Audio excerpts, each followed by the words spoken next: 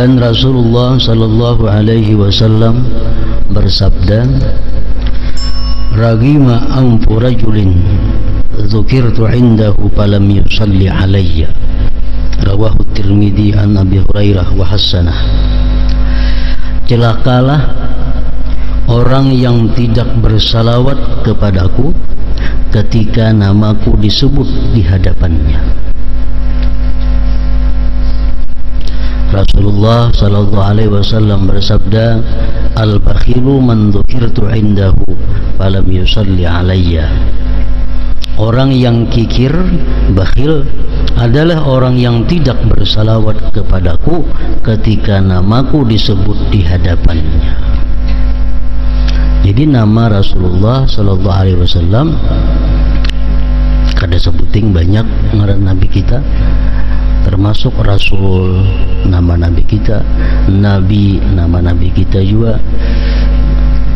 Nah, jadi bila mana kita mendengar ada orang menyebut salah satu di antara nama-nama Rasul itu, kita dituntut untuk bersalawat dan salam kepada beliau.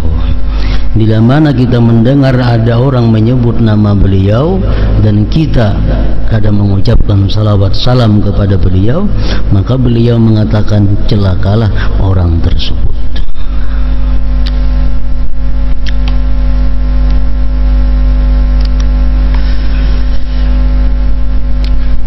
Lalu timbul ada satu pertanyaan, apakah kita setiap kali mendengar nama beliau itu kita dituntut untuk bersalawat? Karena banyak hadis yang mengancam orang yang tidak bersalawat kepada beliau bila mana nama beliau disebut. Bahkan ada hadis yang lain mengatakan bahwa orang yang mendengar namaku disebut tapi dia tidak bersalawat kepadaku, panar, maka dia adalah masuk neraka. Ada hadis demikian. Nah, lalu para ulama memperjelas masalah ini. Apakah kita itu dituntut setiap kali mendengar nama beliau kita dituntut bersalawat, atau kayak apa? Nah, lalu diantaranya ada sebagian ulama yang mengatakan bahwa andai kata di dalam majelis itu berulang-ulang disebut nama Nabi kita, andai kata kita bersalawat satu kali, itu sudah cukup untuk di dalam majelis tersebut. Pembacaan orang ceramah mungkin ada yang berpuluh-puluh kali menyebut nama Nabi kita, atau bahkan mungkin beratus-ratus kali orang menyebut nama kita. Apakah kita setiap kali mendengar itu dituntut untuk bersalawat? Memang demikian. Tapi andai kata dia bersalawat cuma satu kali, itu sudah mencukupi untuk di dalam majelis tersebut. Nah, kita berapa kali kita menyambat ngaran sidin? Salawat kita. Cuma andai kita kadata salawat cuma sekali aja, sudah cukup untuk menutupi salawat beberapa kali di dalam majelis tersebut.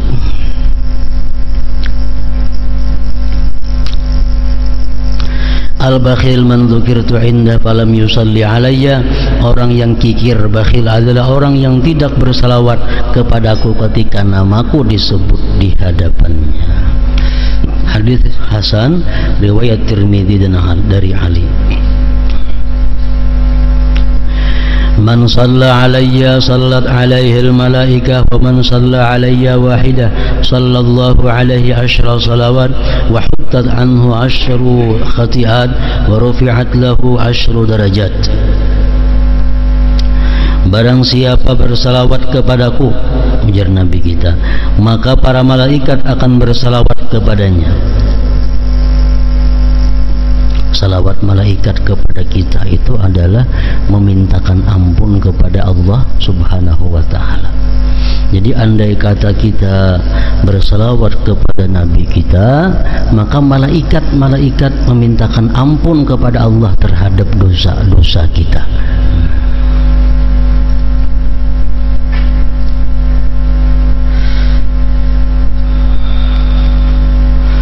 Dan barang siapa bersalawat kepadaku 1 kali, maka Allah bersalawat kepadanya 10 kali. Nah, salawat Allah kepada kita kayak apa? Mencurahkan rahmahnya, rahmah yang khusus yang dicurahkan Allah 10 kali kepada orang yang bersalawat kepada Nabi, dan dihapus 10 kesalahannya, dan ditingkatkan 10 derajat kedudukannya. Hadis riwayat Ahmad, Nasai dan Hakim dengan matan yang sedikit berbeda. Dalam riwayat lain disebutkan wa kutiba lahu asyru hasanat, dan dicatat baginya 10 kebaikan. Dan Rasulullah sallallahu alaihi wasallam bersabda, man sallama alayya ashran faka'anna ma'ataqa raqabah. Barang siapa mengucapkan salam kepadaku sebanyak 10 kali, maka ia seperti memerdekakan seorang budak.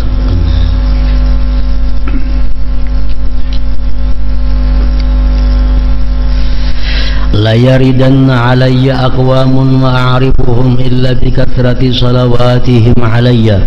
Sesungguhnya akan datang beberapa kaum mengunjungiku di akhirat kaina, dan aku tidak mengenal mereka kecuali karena banyaknya salawat mereka kepadaku. Itu yang membuat Nabi kita kenal kepada orang-orang yang banyak bersalawat. Anjakum yaumal qiyamah min mawatinihi aktsarukum alayya salatan. Orang yang paling selamat dari tempat-tempat yang berbahaya, orang yang paling selamat dari tempat-tempat yang berbahaya di hari kiamat adalah orang yang paling banyak bersalawat kepadaku. Nah, dari sekian banyak hadis, ratusan mungkin ribuan, dari berbagai macam hadisnya, dari yang sahih sampai yang dhaif, yang menjelaskan tentang keutamaan, keuntungan, fadilah orang yang bersalawat ini. Lalu ada orang yang bertanya kepada Imam Ramli rahimahullah wa nafa'ana bi ulumih. Ujar orang lawan Imam Ramli itu mengatakan, pertanyaannya, halil abdalu al-istighfaru awil istighalu bis salati wassalam ala nabi sallallahu alaihi wasallam aw yufraqu baina man ghalabat ta'atuhu fas salatu lahu afdal amma asihi fal istighfar lahu afdal. Fa'ajaba bi anna al-istighala bis salati wassalam ala nabi sallallahu alaihi wasallam afdalu min al-istighal bil istighfari mutlaqan. Ujar orang, wahai Imam Ramli, mana baiknya, mana lebih utamanya kita beristighfar dengan bersalawat dan salam atas Nabi? Mana afdalnya?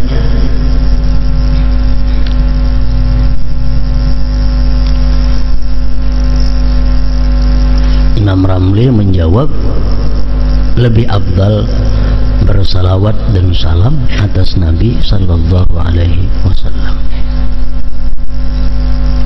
Atau ujar orang, pertanyaannya, orang yang lebih banyak dosanya, apakah lebih baik dia banyak istighfar atau banyak salawat? Kalau orang itu orang saleh, orang itu orang yang kada banyak dosa, sudah jelas lebih baik banyak salawat daripada banyak istighfar.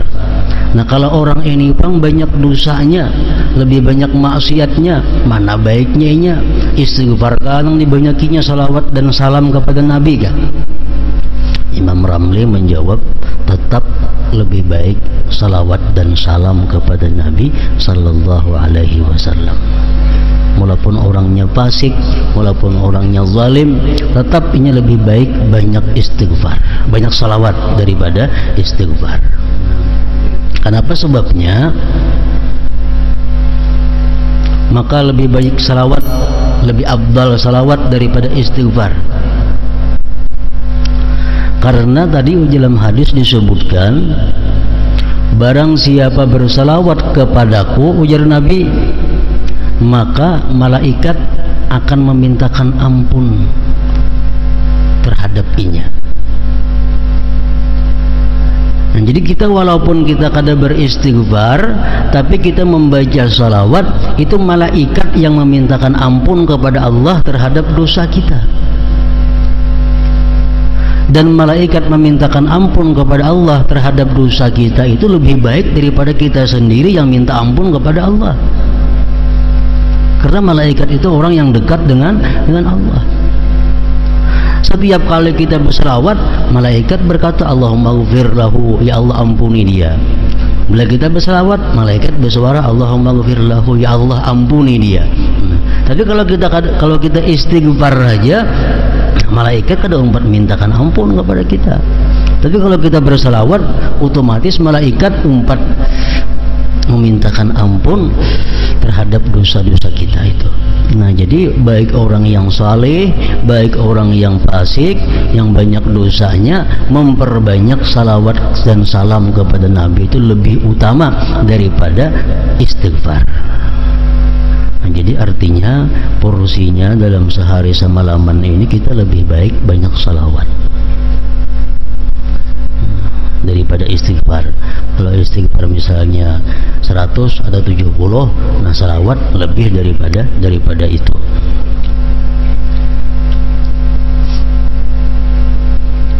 Ada lagi pertanyaan kepada Syekh Abdul Abbas At-Tijani. Beliau ditanyakan mana afdalnya membaca Al-Quran dengan membaca salawat kepada Nabi. Tadi kan istighfar sudah jelas lebih afdal salawat. Nah sekarang Quran, mana afdalnya kita membaca Quran dengan membaca salawat dan salam kepada Nabi? Abdul Abbas At-Tijani mengatakan, bagi orang-orang yang lebih banyak dosanya, bagi orang-orang yang tergolong fasik, lebih baik membaca salawat daripada membaca Al-Quran. Kalau orang-orang yang saleh, orang-orang yang sudah lebih banyak taatnya daripada maksiatnya, lebih baik dia memperbanyak membaca Al-Quran daripada membaca salawat. Nah, ini perkataan Syekh Abdul Abbas. Kenapa sebabnya? Karena kalau orang fasik itu membaca Al-Quran, Quran itu kalamullah. Quran itu adalah wahyunya Allah. Kalau orang fasik membaca Al-Quran, dikhawatirkan satu, kurang beradab dengan kalam Allah. Yang kedua, barangkali yang dibacanya itu Al-Quran mengutuk dengan dirinya sendiri. Misalnya orangnya zalim, kalau membaca Al-Quran, dalam Quran ada apa? La'natullah ala zalimin, laknat Allah atas orang zalim. Berarti dia melaknat dirinya sendiri. Atau dia fasik, dia baca Al-Quran, wa ammal ladzina fasaqu fa ma'wahumun nar, orang-orang fasik itu masuk neraka. Berarti dia sendiri mengatakan dirinya masuk ke neraka. Nah, untuk orang-orang fasik, orang-orang yang banyak dosa, lebih baik perbanyak salawat. Itu ujar Syekh Abdul Abbas tadi. Dalam kitab Sa'adatud Darain panjang lebar dijelaskan kisahnya itu.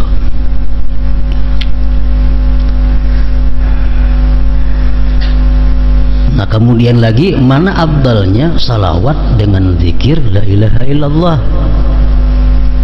Nah, itu sudah disebutkan oleh Rasulullah Sallallahu Alaihi Wasallam bahwa abdalul zikir, paling abdal zikir itu adalah la ilaha illallah. Itu paling abdal sudah. La ilaha illallah itu sama nurul jannah, itu harganya surga.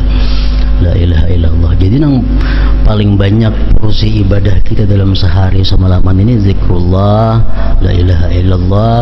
Nomor duanya salawat kepada Rasulullah. Nah, hanya membaca Al-Quran, hanya istighfar. Itu adalah amalia-amalia yang kada boleh tidak dalam sehari semalaman ini ada kita lakukan.